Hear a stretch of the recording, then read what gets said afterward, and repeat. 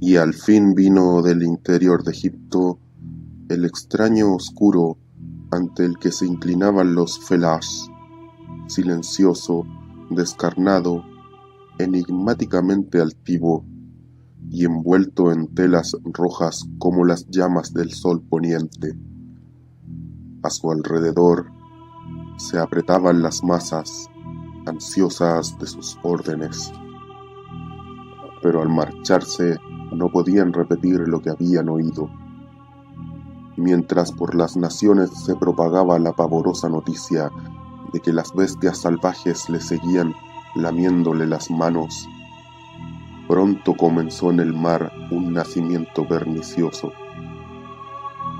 Tierras olvidadas con agujas de oro cubiertas de algas. Se abrió el suelo y auroras furiosas se abatieron sobre las estremecidas ciudadelas de los hombres. Entonces, aplastando lo que había moldeado por juego, el caos idiota barrió el polvo de la tierra.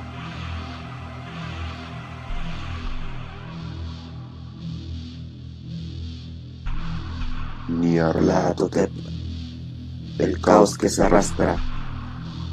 Yo soy el último. Hablaré al oyente desocupado del vacío ardiente.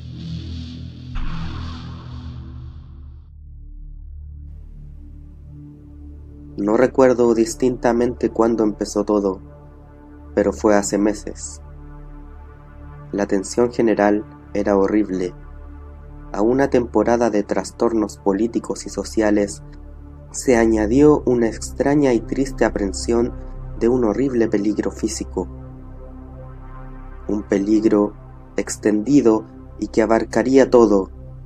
Un peligro como solo puede ser imaginado en los más terribles fantasmas de la noche.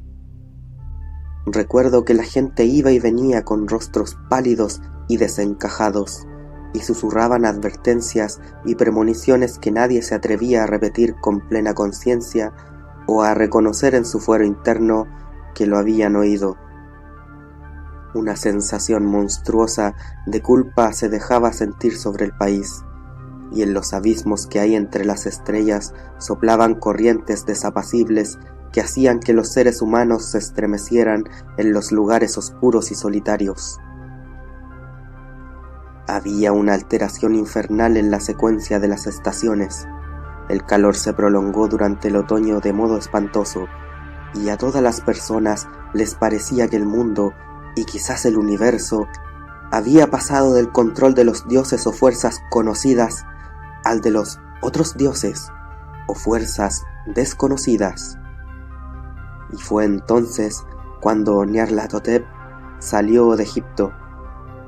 Nadie sabía quién era, pero era de la vieja sangre nativa y tenía el aspecto de un faraón. Los fellahin se arrodillaban cuando lo veían y sin embargo no sabían por qué. Él decía que había surgido de la oscuridad de 27 siglos y que había oído mensajes de lugares que no estaban en este planeta.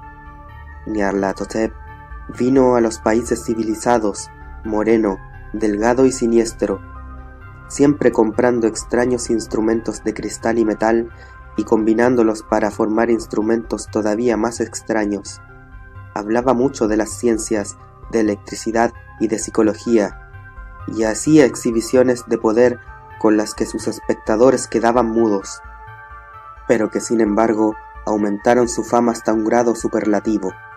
Los hombres se aconsejaban unos a otros ir a ver a Nyarlathotep, y temblaban, y donde iba Nyarlathotep el descanso desaparecía porque las horas de la madrugada eran turbadas con los gritos de las pesadillas.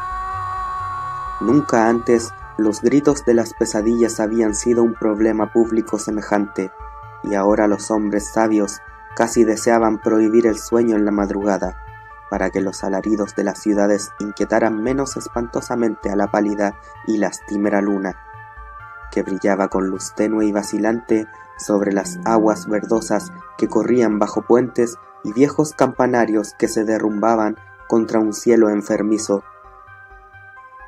Yo recuerdo cuando Nyarlathotep vino a mi ciudad, la grande, la antigua, la terrible ciudad de los crímenes sin fin.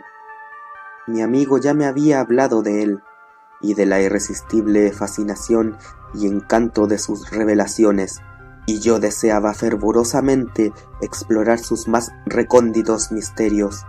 Mi amigo me dijo que eran horribles e impresionantes, más allá de mis más enfebrecidas imaginaciones que habían sido proyectadas en una pantalla en la habitación oscuras. Cosas profetizadas que nadie, excepto Nyarlathotep, se había atrevido a hacer, y que en el chisporroteo de sus chispas allí le había quitado a los seres humanos lo que nunca les había quitado antes, y que sólo se mostraba en sus ojos, y oí decir que el extranjero se insinuaba que los que conocían a Nyarlathotep veían cosas que los otros no veían.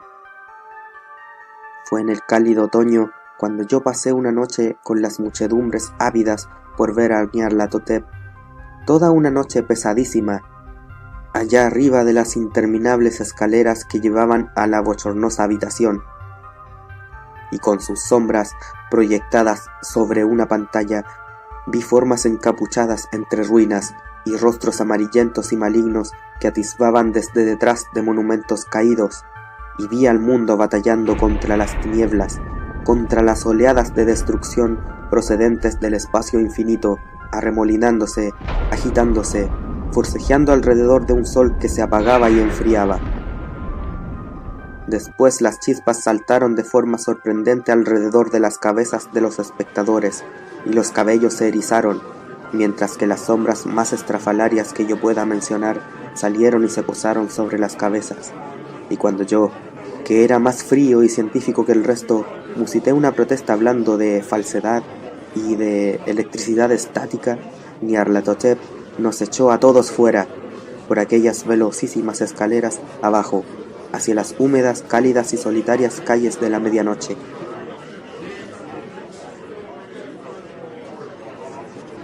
Yo grité muy fuerte, diciendo que no tenía miedo, que nunca podría tener miedo, y otros gritaron conmigo para aliviarse.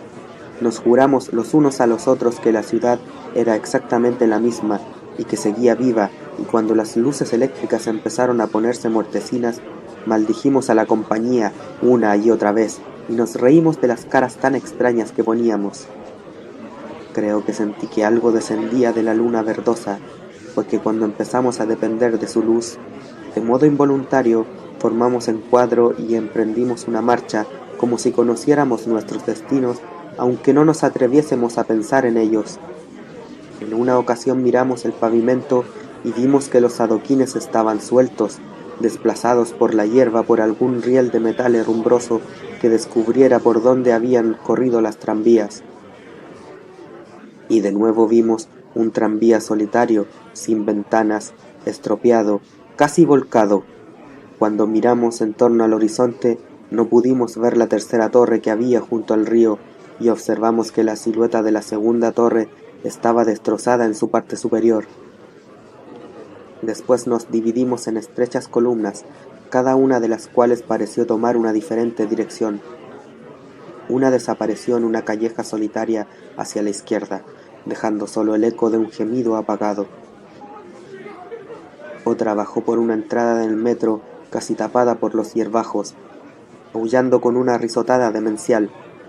Mi propia columna fue chupada hacia campo abierto y entonces sentí un temblor que no era propio del cálido otoño, porque cuando llegamos con paso furtivo al oscuro páramo, vimos que nos rodeaba un infernal brillo lunar de nieves perversas. Nieves sin sendas, inexplicables, barridas a ambos lados en una sola dirección, donde había un torbellino de lo más negro a pesar de sus brillantes muros. La columna pareció muy fina mientras caminaba pausada y penosamente, de modo soñoliento hacia el torbellino. Yo me quedé atrás, porque la negra grieta en la nieve iluminada de verde era horrible, y me pareció oír los ecos de un lamento inquietante conforme mis compañeros desaparecían. Pero yo tenía poco poder para quedarme rezagado, y como si me hubieran llamado por señas los que se habían ido antes, medio floté entre los titánicos copos de nieve arrastrados por el viento, estremeciéndome asustado. hacia el invisible vórtice de lo inimaginable. Sensible a mis gritos, delirando torpemente como los dioses que fueron podrían explicarlo, una sombra enfermiza y sensitiva retorciéndose en manos que no eran manos, girando sin ton ni son y dejando atrás medianoches espectrales de creación putrefacta, cadáveres de mundos muertos con llagas que fueron ciudades, vientos sepulcrales que cepillaban las pálidas estrellas y las hacían parpadear muy bajas, más allá de los mundos, vagos fantasmas de cosas espantosas, columnas medio entrevistas de templos impíos que descansan en rocas sin nombre bajo el espacio y que alcanzan hasta los espantosos abismos que hay por encima de las esferas de luz y oscuridad, y a través de este repulsivo cementerio del universo, un ahogado y enloquecedor batir de tambores y el fino y monótono gemido de flautas blasfemas desde las inconcebibles y oscuras cámaras que hay más allá del tiempo, el abominable golpeteo y los silbidos aflautados